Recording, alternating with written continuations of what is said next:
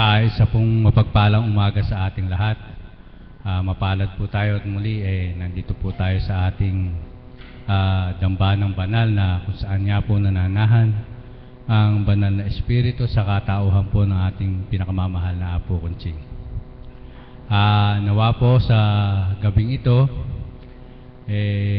lahat po ng titindig dito sa ating harapan na magpapahayag ng kadakilaan ng ating Panginoon, namnamin po natin at mataimtim po natin silang pakinggan upang kapulutan po natin sila ng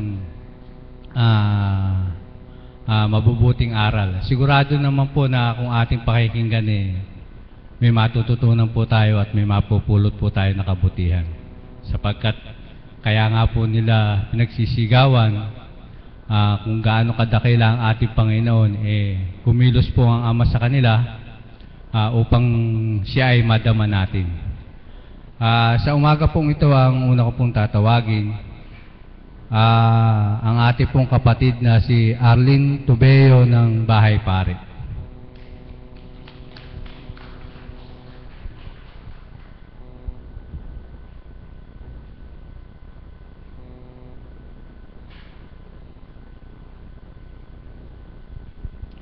Isang mapagpala at magandang umaga po sa gabing ito.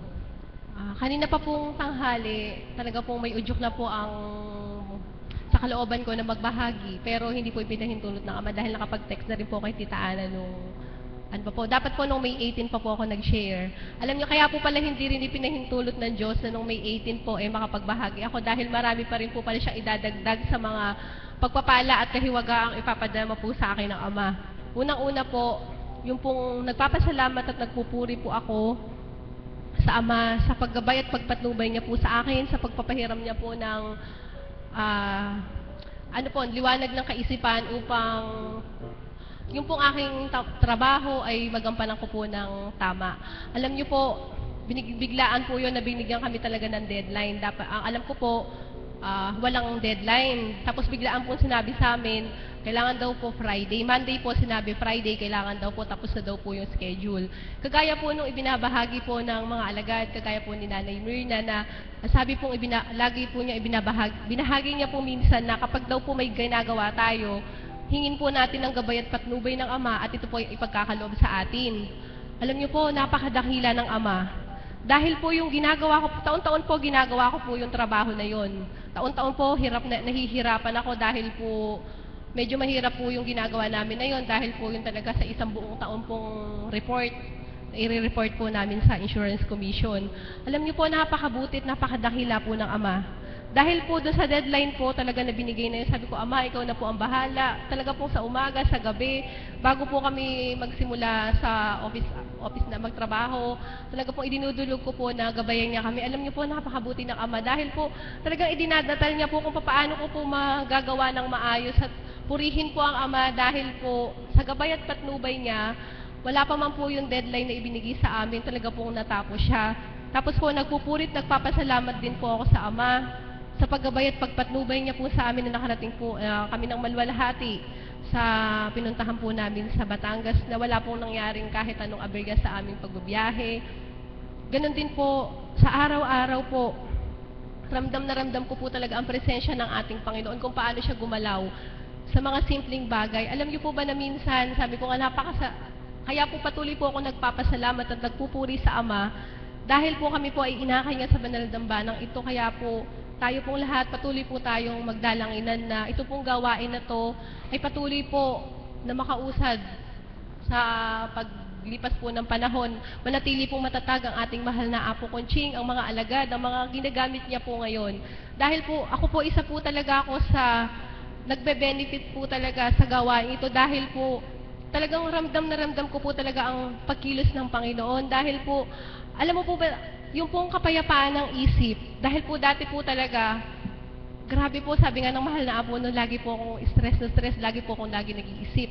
Napakadami ko pong takot sa buhay. Isa na po dyan yung kapag ka po lumilindol, di po ba, sunod-sunod ang lindol na naririnig natin sa mga bansa, iba-ibang bansa ngayon, lalakas po, di ba, napakatataas ng intensity po ng mga lindol, tapos Sa Maynila po, kabila po ang sunog. Dati po nung wala ako dito, hindi po ako makatulog kasi naisip ko paano po habang natutulog ako, bigla lumindol, bigla nagkasunog. Talaga po napakadami ko pong iniisip. Pero ngayon po, sa kabutihan at gabayat ng ating Ama, alam niyo po ba na nakakatulog po ako ng payapa? Talaga po wala po akong naiisip pagkagising ko po. Tapos pag may hinihiling po ako sa Kanya, talaga pong iniisip ko pa lamang po, talagang ibinibigay niya na. Gampanin ko po sa buhay, ako naman po mag-isa sa Maynila, so magtrabaho sa office, trabaho po sa bahay, akin lahat. Alam niyo po, lagi ko po idinudulog sa Ama na tulungan niya po ako. Alam niyo po kahapon, talagang naiiyak po ako dahil sabi ko, Ama, tulungan mo po ako na magampanan ko po ito ng tama at makarating po ako. Alam niyo po ba, pagsakay ko sa jeep, bigla pong tinugtog yung hulog ng langit. Lahat ay gagawin para sa iyo. Ito ang alay na pag-ibig ko. Doon po sa kanta na yun talagang gusto ko pong maiyak dahil doon po sa oras na yun, alam ko po na ang Diyos po ang nangungusap sa akin na sa bawat sandali ng aking buhay, kung paano niya po ipinapahayag sa pagbebendisyon na hindi po siya nawawalay sa akin. Talaga pong, nung isang gabi po last week, na panaginipan ko po na binebendisyonan po ako ng mahal na apo. Tapos po yakap-yakap niya ako. Yung pong mga pinagsisilay na yung pong mga banal na mensahe sa pagbebendisyon, sa bawat araw po kapag ka po medyo pinanghihinaan, kapag po ano talagang yun po ang lagi pong inaano ko sa aking isipan. At meron pong isang nangyari din po sa akin noong May 10. Isa pong, di po ba sabi nga, pagpayapa ang isip mo, pagka pinipilit mong wala kang alalahanin, gagawa at gagawa po ang masamang espiritu na ma-distract po yung pakiramdam mo na yon. Alam niyo po, excuse me po doon sa i-share ko, kasi po pag CR ko po, para po sumakit yung tiyan ko. Pag ano ko po may dugo, pero wala naman po akong buwalan dalaw. Tapos po, sumunod na naman po, may ganun na naman po, medyo parang bigla po nagpaano ng kaba. Pero sabi, pinikit ko po ang aking mga mata at idinalangin ko po sa Ama na alam ko po nagagabayan at papatnubayan niya po ako. Nung pong gabi na yon, alam ko po na baka natutulog na ang mahal na apo, pero hindi ko po alam kasi kung ano ang gagawin ko. Tapos po, kasi hindi po hindi po ordinaryo po yung nangyari sa akin na yon. Wala naman po kasing ibang nararamdaman. Tapos po, tinext po ng mahal na apo na maghugas nga lang daw po ng ganun. Purihin po ang Ama dahil po sa text ng mahal na apo, 9 na araw po ako maghuhugas ng malinit na may dahon ng bayabas. Purihin po ang Ama dahil po 3 araw ko pa lamang po nagagawa yon. Nag-stop na po yung pagdudugo po na yon. At ngayon po wala na po yung pagdudugo na yon. At isa pa po na pinagpapasalamat ko sa Ama, yung pong naganap na pagtuturo po ng Bible study po dito ni kapatid na Berhel. Nagpapasalamat po ako sa Ama dahil po may ginamit po ang banal na espiritu na magturo po sa mga bata dahil po, di po ba sa mga panahon ngayon ng mga bata po na ano po sa computer, sa mga laro. Yung po isang hinihiling ko sa Ama noon na sana po may magturo po sa mga bata. Kaya po nagpapasalamat po ako una sa Panginoon, pangalawa po sa ating mahal na Apo Conching, sa mga kapatid na Berhel, sa kanyang mga kasama po, na nagtiyaga po sila na magturo dahil hindi po biro ang magturo sa mga bata. Alam naman po natin yun na napakahirap pong magturo pero tiniis po nila yun alang-alang po sa kagustuhan po nila na mapunlaan po ng mabuting balita ng banal na aral ang mga bata sa kanilang kamusmusan. At ang higit pong pinagpapasalamat ko po sa Ama, pasensya na po at napakahaba na i-share ko sa inyo dahil po naipon po talaga eh. Sabi nga, kung gaano po kadami yung pagdalisay, alam ko po na marami namang blessing ay pinagkakaloob ng Ama. Nung pong May 18, yun po yung 10th anniversary namin ng Kabiyak ng Puso Ko. Alam niyo po, kung di po kami nakarating sa banal na dambanang ito, wala pong nangyaring 10th anniversary ng aming kasal. Dahil po, siguro naman po marami sa inyo narinig na sharing ng Kabiyak ng Puso Ko noon na kung paano po, doon sa lumang buhay nga, kung alam niyo po, kung wala pong una po sa Panginoon, pangalawa po sa ating mahal na Apo Conching, at kay Mother, na siya po talagang, nung una po, sa mga unang taon po ng buhay ko, sa buhay may asawa, wala po ako nung masabihan. Lagi lamang po talaga ako at ang Diyos. Doon po sa kanya po talaga ako umiiyak dahil di po ako pwede magsiwalat na aking problema sa mga magulang ko. Wala po naman po akong mapagsabihan na kaibigan ko. In short po, wala po akong pwedeng paglabasan kung ano po yung pinagdadaanan ko. Talaga pong patuloy po ako nananalangin. Isipin niyo po, sabi nga kanina, hindi po ba, sa pagtiyatsaga lamang po ng pananalangin, di po ba, kagaya daw po kay Abraham, 25 years bago niya po nakamtan yung pangako sa kanya ng Panginoon. Ako po, 10 years, ay almost 11 years po pala, yung kahilingan na yon. Noon po lagi ko pong idinadalangin na baguhin po niya ang kabiyak ng puso ko na talaga pong totally po na maakin niya sa gawain ng Panginoon. Na dahil po sa gabay at patnubay ng Ama, talagang hindi po siya sinungaling sa kanyang mga pangako. Kung po tayo magtitiwala sa kanya, wala pong, tunay nga po na walang imposible sa kanya. Dahil po talaga pong last year, nagsabi na po talaga ako sa mahal na apo noon na talagang ayoko na po, gusto ko na po talagang makipaghiwalay noon. Dahil po sa bilang pagkatao ko po, sukong-suko na po talaga ako. Tapos po, ang tinura ng mahal na apo sa akin na, anak, wag daw po akong bibitiw. Laban lang daw po ng laban. Kahit po si mother, yun ang lagi niya sinasabi sa akin pag nagte-text po ako sa kanya na talagang feeling ko po, hindi ko na kaya.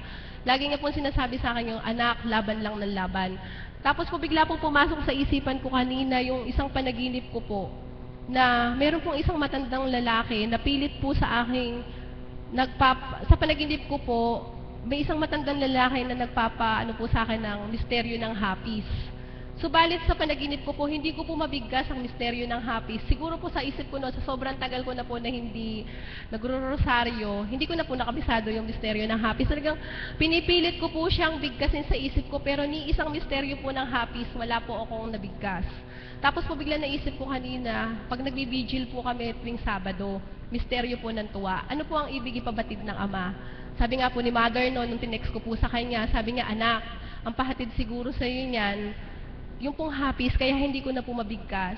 Dahil po yung hapis ng buhay ko na pinagdaanan ko po sa loob ng 11 taon, ay hindi na po pinararamdam ng Ama sa akin. Ngayon kaya hindi ko na po maibigkas ang misteryo ng hapis, dahil ngayon po ay nasa banal na dambana na po ako. Yung po lahat ng hapis ng buhay ko na pinagdaanan ko, pinalitan na po niya ng tuwa, ng galak. Sa katunayan nga po, ngayon po mga petsa na to, last 2009, ito po yung pinagdaraanan po namin noon na nag-aagaw buhay po yung aking anak noon na pumanaw ng June 6. Alam niyo po, nung taon na yon talaga po, yung po lumipas yung mga taon na yon, kahit sabihin man po natin na parang wala na yung pain, pero sa puso ko po, sa kalagitnaan ng puso ko, alam ko po na nandoon pa rin po yung sakit ng pagkawala ng aming anak. Pero nagpupulit, nagpapasalamat po ako sa Ama dahil ngayon po unti-unti na po napapalitan ng kagalakan. At kapag po may nagtatanong kung bakit namatay yung anak namin, parang wala na rin po ako minsan maramdamang sakit. Ang lagi ko na lamang po sinasabi, yun po ang kalooban at kagustuhan ng Ama, na kapag po talaga itinakda niya, wala ka pong magagawa. Talaga po mangyayari at mangyayari sa buhay mo. Kaya po, ang lahat po ng papurit pasasalamat ay aking ibinibigay. At gaya po na sinabi ng Banal na Espiritu kanina sa mensahe po niya kaninang tanghali, patuloy po talaga nating ipanalangin ang gawain ito dahil marami po talaga tayo na nakikinabang, lalong-lalo na po tayo spiritual at physical, talaga po nakikinabang po talaga tayo sa gawain ito. Kaya po patuloy po tayong magdalangin na makapagpatuloy po sa kanilang gampanin ng ating mahal na Apo Kunching at ang kanyang mga alagad po at ang mga kaps na sa pag-usad po ng taon, manatili po silang maging matatag sa kanilang paglilingkod. Muli po, maraming salamat at magandang umaga po sa inyong lahat.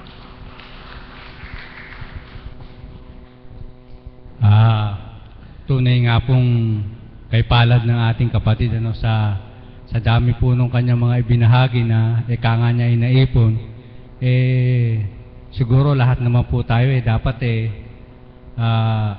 magpasalamat talaga sa Panginoon sapagkat hanggang sa araw na ito, sa oras na ito, buhay pa rin po tayo at humihinga. At ang kapalaran nga po natin nakapunta pa po tayo dito sa ating dambanang banal na pinanananahan ng ating banal na Espiritu sa katauhan ng mahal na Apo na pamaya-maya po pagluwal niya, makakapakinig na naman po tayo ng banal na salita na mula po sa ating Ama. Ano po yung napulot nyo doon sa kanyang mga ibinahagi? Napakarami po, ano? Tulad na nga lang po nung dati raw, hindi siya makatulog. Subalit, nang siya po madako dito sa ating dambana at nakapakinig ng mga banal na salita, nawala na po lahat yun sapagkat Ako po ay naniniwala na sa araw-araw na ng kanyang buhay sa ngayon, ang Panginoon ang kanyang pinangunguna at pinaghahari, kaya po niya nakakamtan yun. Ang susunod po nating magbabahagi or siguro mag-aalay ng awit ay ang ating pong kapatid na Caps na si Magno Guevara.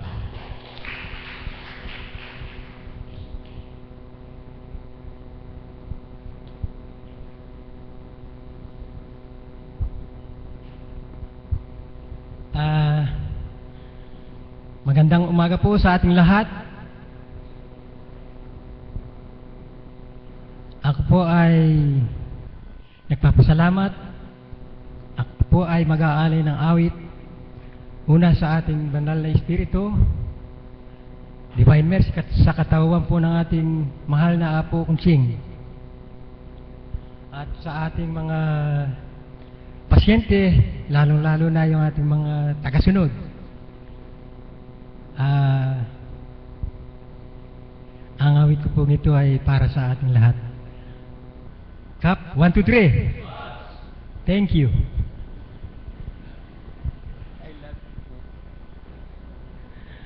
Para po sa inyong lahat.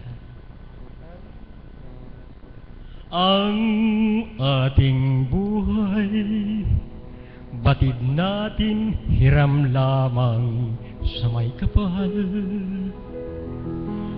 Sa Diyos Ama na sa langit ang nagbigay, tinanglawan ng liwanag itong buhay, walang hanggan. Dito sa mundo, isang beses lamang tayong magdaraan. Iginawad sa atin ang kalayaan. Bawat isa may kanya-kanyang hangganan. Sa ating buhay, sa ating buhay, ang buhay na hiram ay lilisan. Hindi natin alam kung kailan magwawakas sa mundong ibabaw. Habang may buhay, paghandaan, mamuhay tayo sa kabutihan.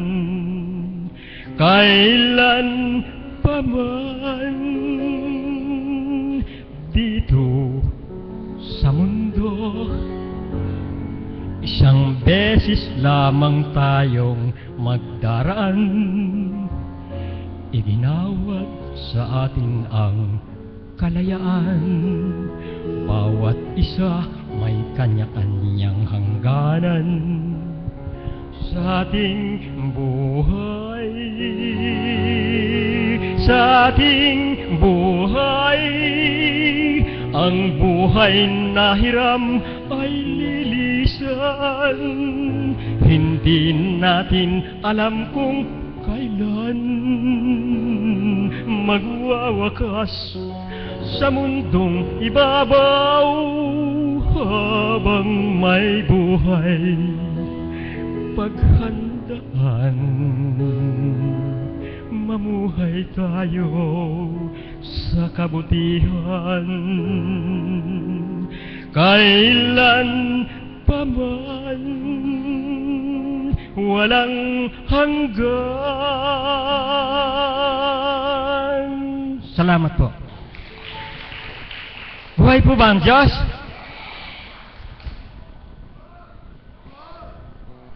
More. Salamat po. Para po sa inyong lahat, ang susunod yung awit.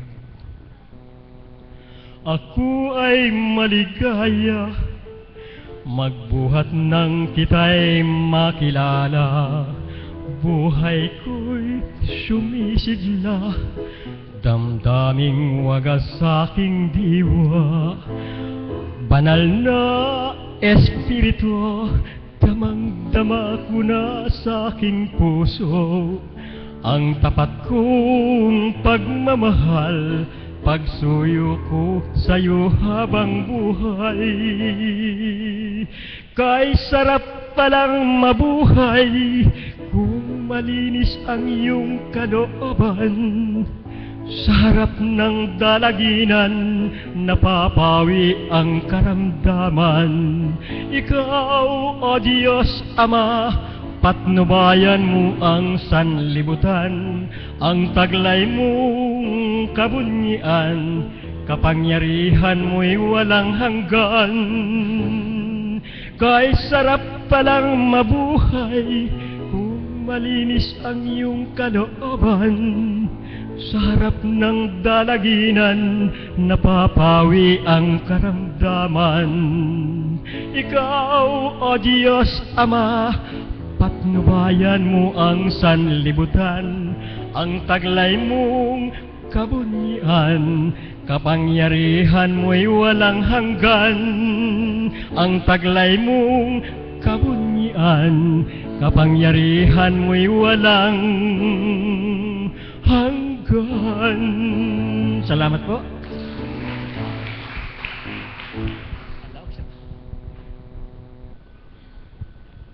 Salamat po kapatid sa iyong magandang awitin na ibinahagi. Tunay nga pong kay sarap mabuhay kung malinis ang ating kalooban. Kaya po nawa tayo pong lahat patuloy po tayong makapaglinis. Ang susunod ko pong tatawagin ay si kapatid na Elmi Bustamante ng Bahay Pare.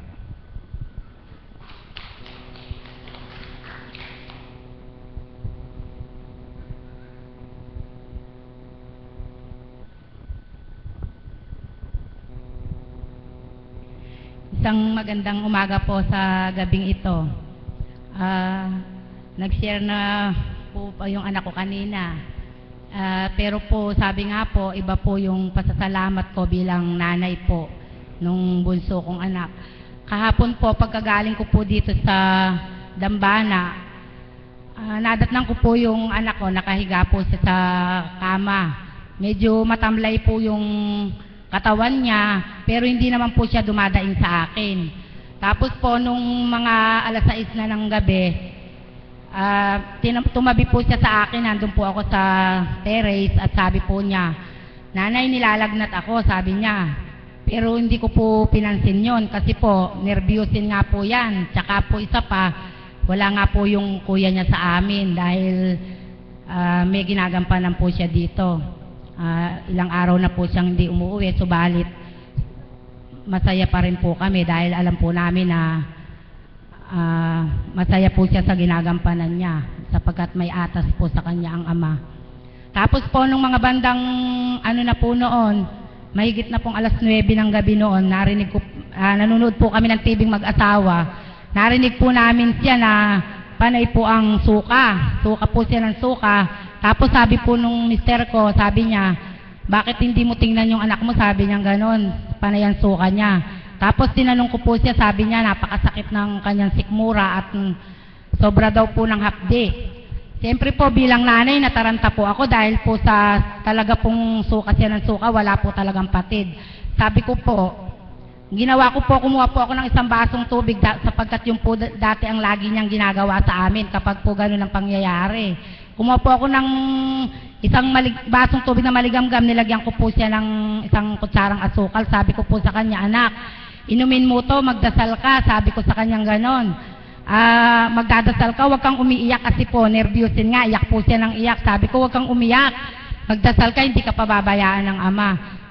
Ganun pa rin po, ininom nga po niya yung tubig na ibinigay ko, tapos po, suka pa rin po siya ng suka, wala pong patid. Ngayon po, ginawa ko po, lumipat po ako sa kabila, doon po sa mga pamangkin ko, kalalaysa, sabi ko, kasi po wala akong load noon dahil text lang po, kailangan ko po tawag talaga para po matawagan ko nga yung kuya niya, para po alam ko kung ano gagawin ko dahil natataranta na rin po ako bilang nanay.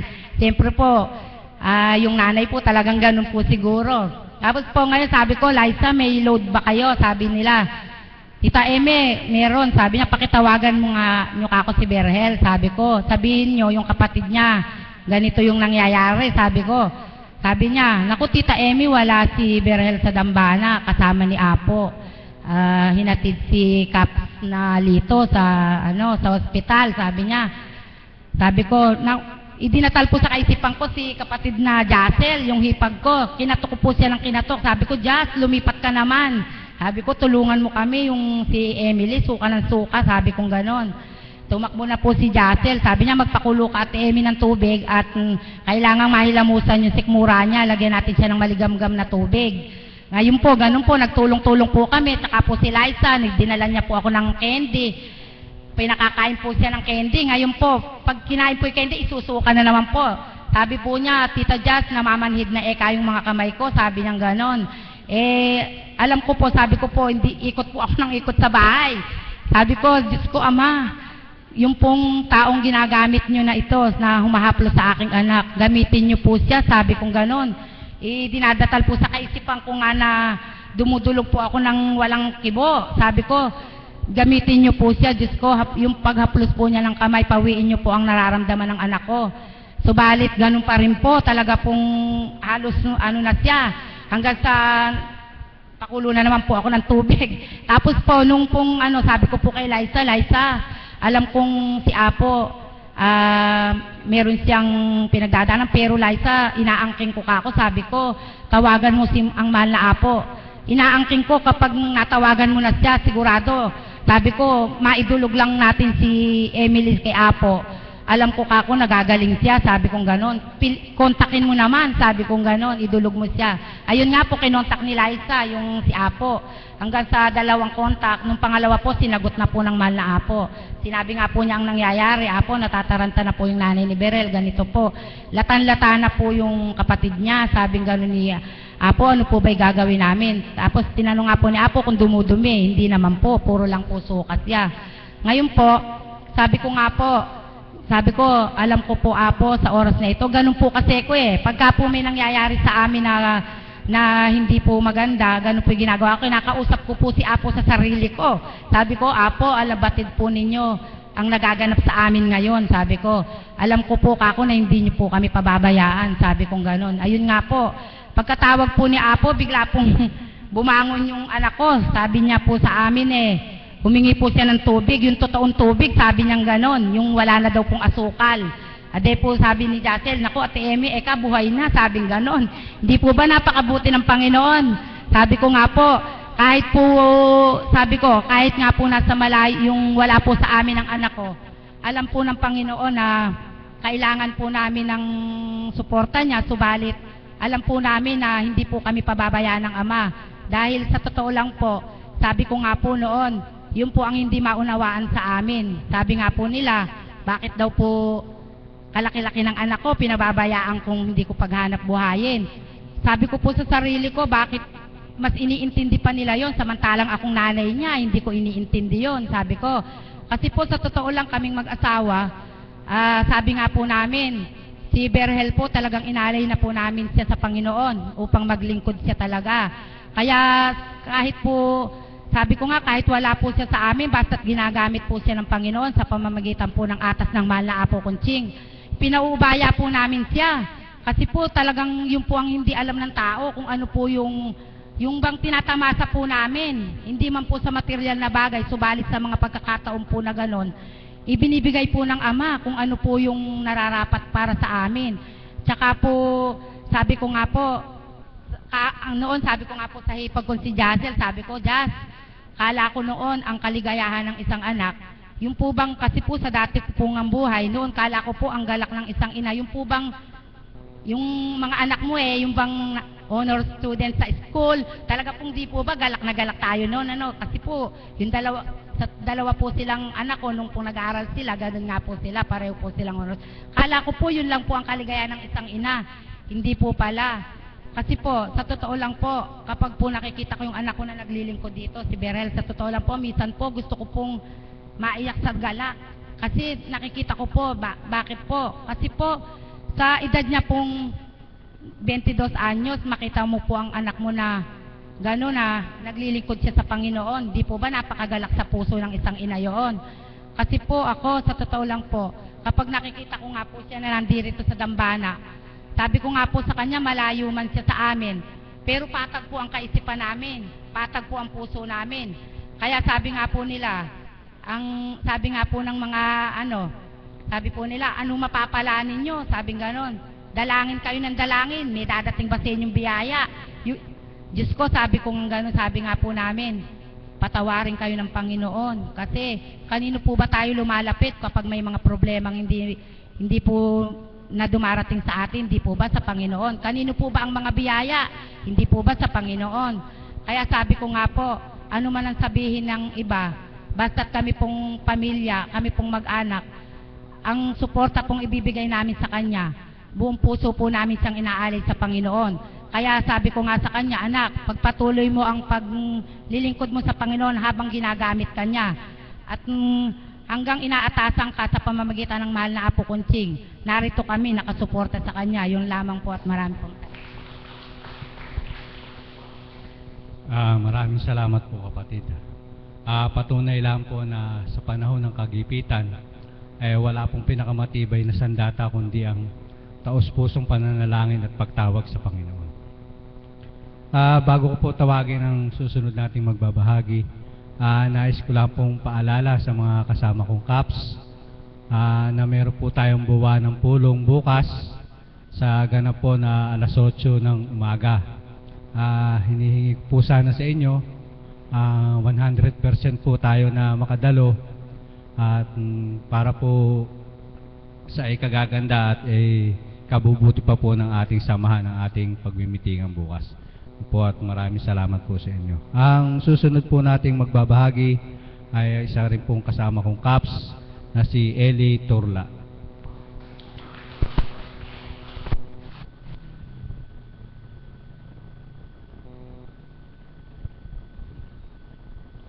Isang mapagpalang umaga po sa inyo sa gabing ito. Nais ko lang pong bahagi sa inyo. Magmula po akong nung simula na ako'y makarating dito, nung pong una, ako po'y inaakay lang sa tumaas po ang presyon ko, halos po inaakay lang po ako sa pagpunta rito.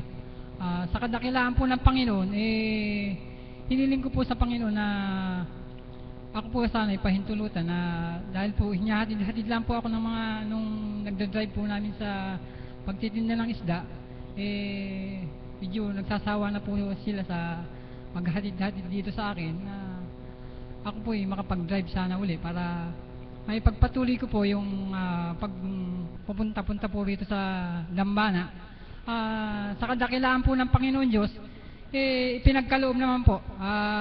Una po niyang ipinagkaloob sa akin na kadakilaan, yung pong makapag-drive nga po ako upang may pagpatuloy ko yung pagpunta-punta rito.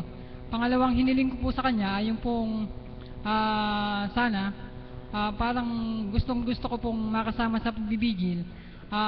Ipagkaloob po niya sa akin na ako po makasama sa pagbibigil. Sa kadakilaan po ng Panginoon, ipinagkaloob din po. Marami po na po siyang pinagkaloob na biyaya sa akin na sa kabila po ng nagaganap sa akin na hindi pa rin po ako ganap na normal pa rin po, nagpupurit, nagpapasalamat po ako sa Panginoon. Pinahintulutan na po niyang ako'y nakapaghanap buhay.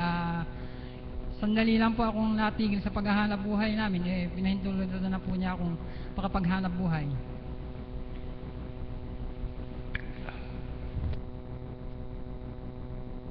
Nais ko lang pong mag-alay ng konting awitin para sa Panginoon.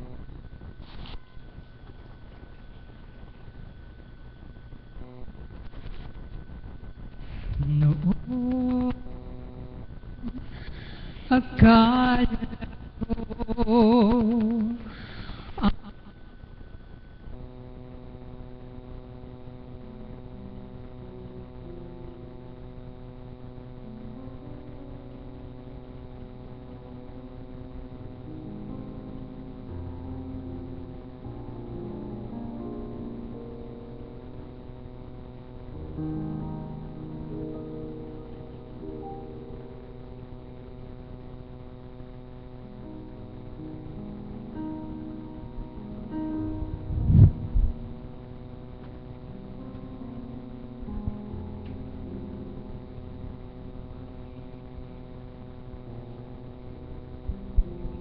kapiling na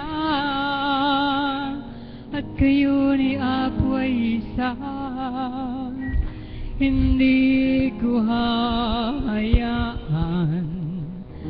na sa akin ay may hadlang. Pangako, Ama, ipaglalaban ko sa hirap at ginhawang aking pag-ibig, upang di na malayo sa'yo kailanman, pagkat ang buhay ko ay nagmula sa'yo, Ama ko.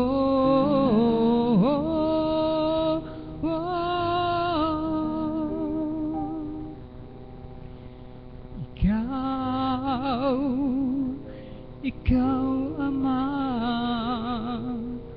ang hinihintay kong pag-ibig.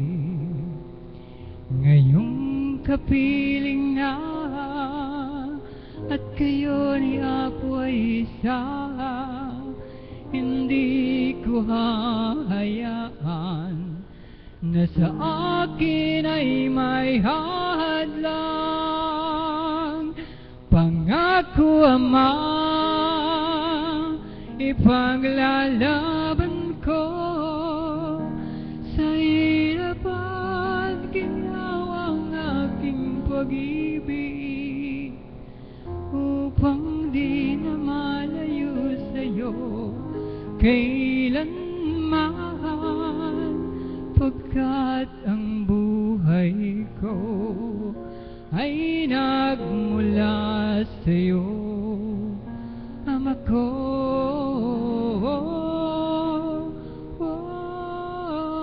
La, la, la. Ganyan lang po. Maraming salamat po. Salamat sa iyo, kapatid. Tunay nga pong kay palad niya, sapagkat sa mga biyayang kanyang nakamtan sa Ama, nabigyan pa rin po siya ng isang magandang tinig. Ang ating pong susunod na magbabahagi ay ang ating kapatid na si Mirna Igna.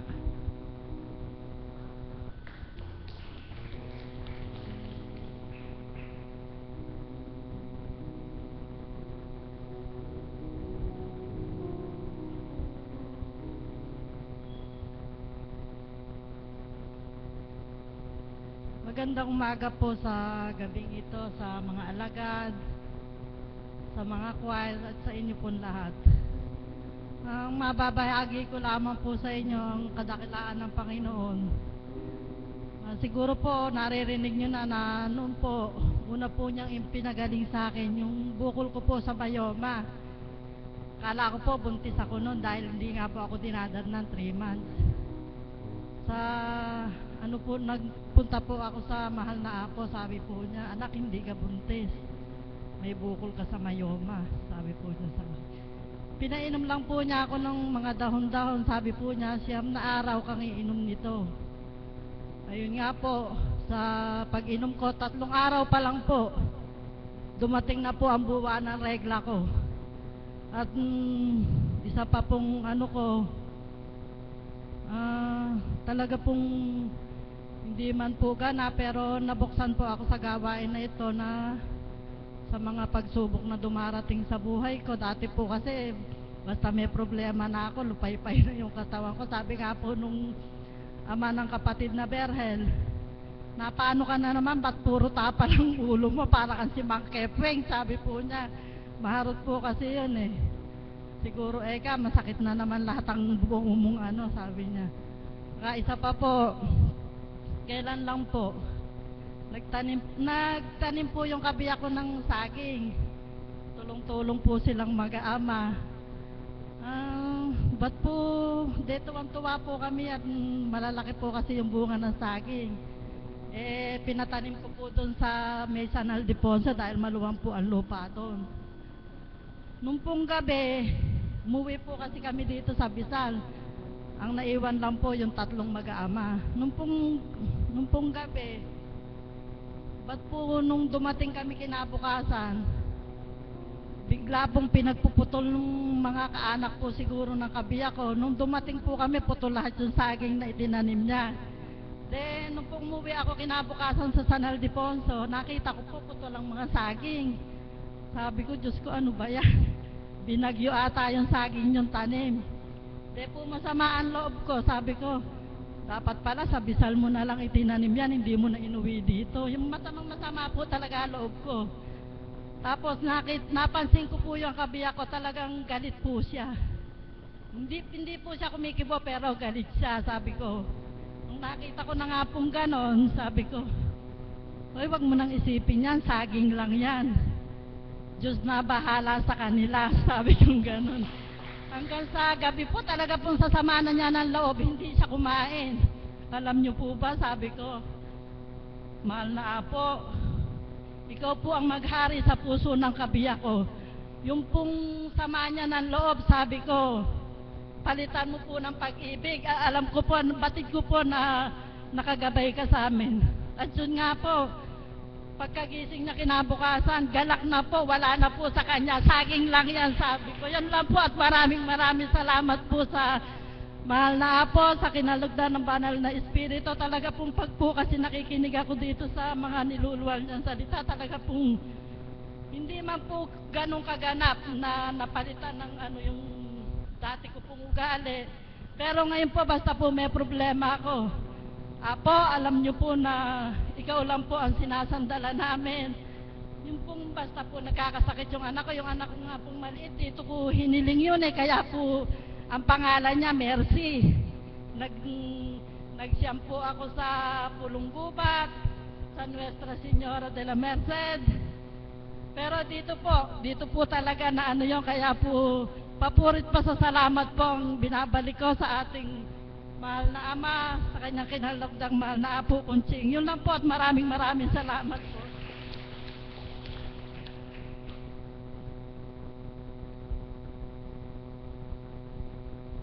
Salamat po kapatid sa iyong matibay na pananalig. Ang susunod pong magbabahagi mula po sa labas, isa po sa mga kapatid ko, si kapatid na Leonora Santos po, may kaarawan po siya bukas.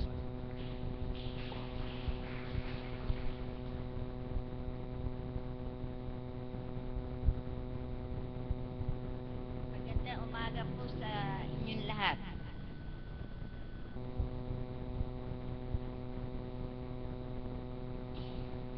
Ako po maisasalaysay po ang buhay kong nakaraan.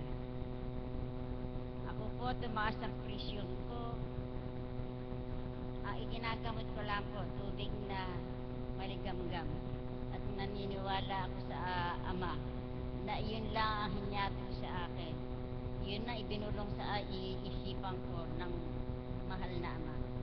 Kaya sabi ko, salamat ako. Kung di pa po ako napunta rito, madudoktor na naman po ako. Kaya sabi ko, talaga ang Panginoon mabait sa akin. Kaya ako nagpapasalamat, 13 ang anak ko. Napalaki kong lahat yan. Ako lalaki, ako babae.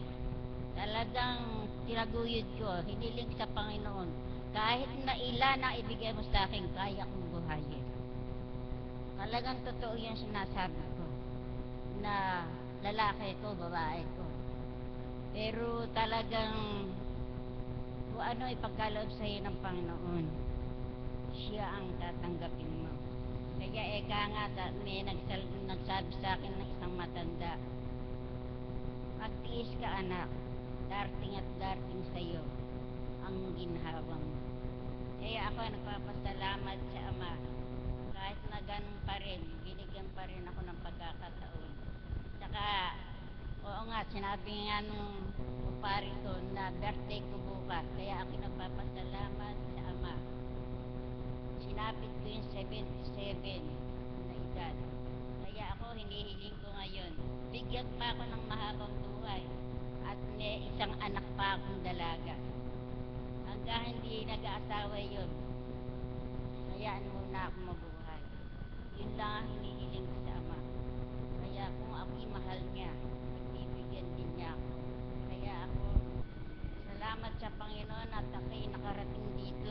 dambanang ito. Kung hindi pa ako nakarating, baka wala na ako. Susuko na akong talaga. Kaya sabi ko, Panginoon, ito na po ba ang ibinigay niyo sa akin para mahito ako sa hanap buhay? Sabi kong ganon. Hirap na ako eh. Sabi kong ganon. Abay dumating nga, tumaas ang presyon ko. Hanggang nagsusuka ako. Kaya sabi ko, aba, ito na po ba ibinigay niyo sa akin para ipakita niyo sa pamilya ko? Yun, sabi ko, kung ito po kako ay binigay niyo sa akin, kukunin niyo ako, huwag na niyo akong pahirapan. Tinatanggap ko at pinagkakalwag ko ng maluwag sa kalooban ko ang buhay ko sa inyo. Total, napalaki ko na yung mga anak ko, ay nihiling ko lang ngayon. Hayaan ko muna makapag-asawa ang isang anak kong bunso. 32 anyos na siya. Yun lang po. Maraming po salamat sa Ama.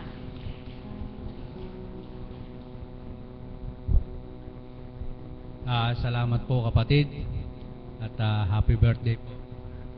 Anong oras po ba kayo pupunta bukas? Isa lang pong muling paalala. Bukas po ang Kapatirang Divine Mercy po ang mga ngasiwa sa banal na misa sa ating parokya sa ganap po na ika-6 ng umaga. Ang lahat po ay malugod na inaanyayahan.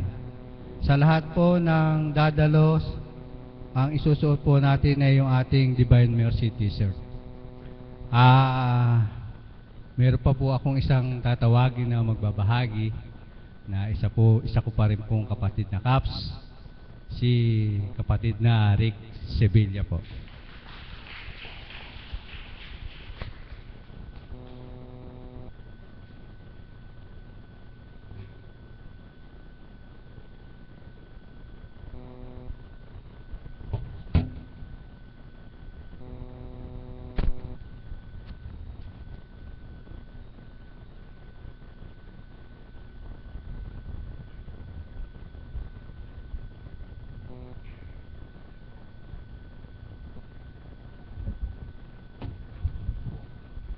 Magandang umaga po sa gabing ito.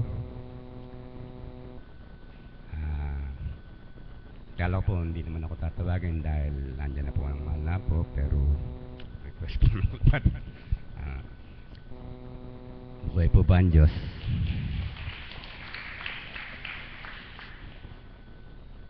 Medyo matagal po ako nawala.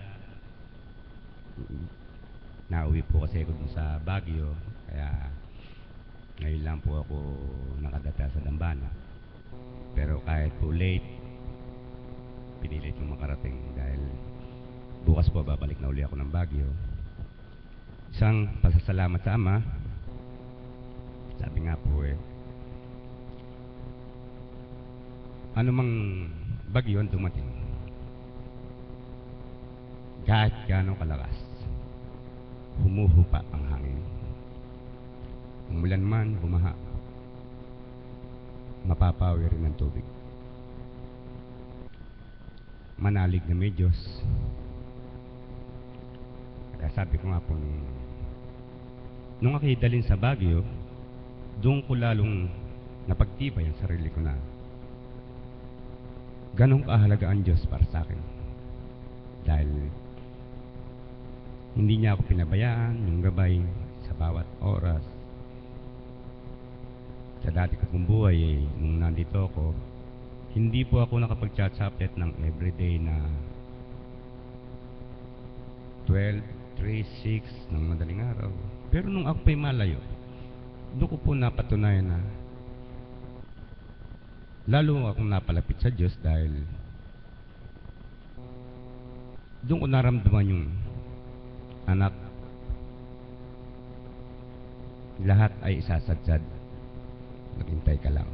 Kaya ito po ako, nakabalik, pero babalik pa rin ako bago bukas. Pero after every month uwi naman po ako, kaya sabi ko medyo mamimiss ko ang Dambana dahil wala pong internet doon sa kinalalagyan ko. Isang pasasalamat sa Ama, sa mahal na apo kong Ching, sa kapatiran Divine Mercy, sa lahat ng alagad, caps na nagmamahal sa akin. Isang pasasalamat na walang hanggan dahil sa dati kong buhay hindi ko naramdaman. Ngayon lang. Kaya sabi ko, sayang dahil kung kailan ako may kapansanan, saka nangyari sa akin yung kumilala. Pero sabi nga natin, ang lahat ay pagsubok ng Ama. Ang lahat ay may katapusan. Pero mas masarap matapos ang buhay nang malapit ka sa Kanya. Dahil hindi ka na natatakot kung anong bukas. Dati po, takot ako eh. Kasi isipin ko pa lang na kung paano ako mawawala. Takot na ako. Pero sabi nga po, basta nananalig tayo sa Diyos, umasa at manalig ka sa Kanya na siyang sandalang walang katibagan. Kaya isang papuri sa Ama na salamat at bago dumating ako doon sa hangganan ng buhay, nakilala ko siya. At nagpapasalamat ako sa Dambana ng Banal dahil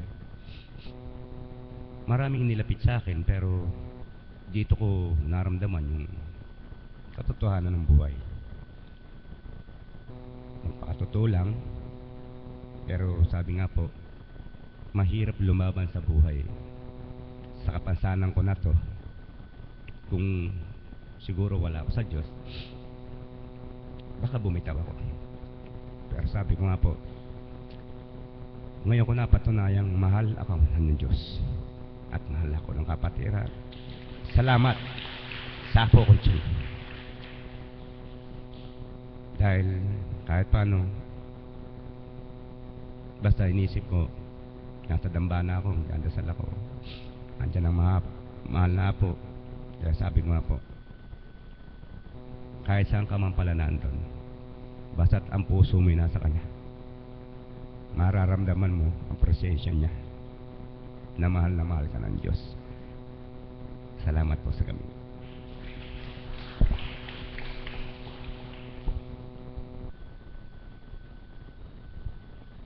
Salamat, kapatid. Sa patuloy mong pagtitibay, pananalig at pagtitiwala sa Diyos na Ama, nawa po, tayo rin po, patuloy rin po tayo makapagtibay, kagaya po ng ating kapatid, na anuman nga daw pong bagyo ang dumating sa ating buhay, ay huhupa rin daw po at may katapusan din. Ngayon po, inaanyayahan ko po ang lahat na magsitayo, awitin po natin ang awit na itinuro sa